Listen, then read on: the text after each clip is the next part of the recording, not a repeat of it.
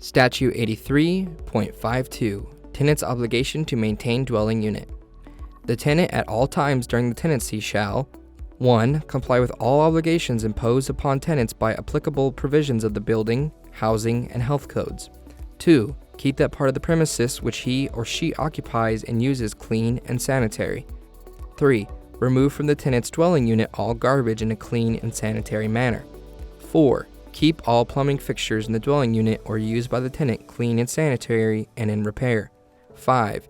Use and operate in a reasonable manner all electrical, plumbing, sanitary, heating, ventilating, air conditioning, and other facilities and appliances, including elevators.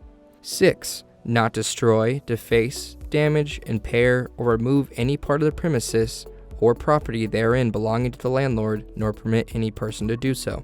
7. Conduct himself or herself and require other persons on the premises with his or her consent to conduct themselves in a manner that does not unreasonably disrupt the tenant's neighbors or constitute a breach of the peace.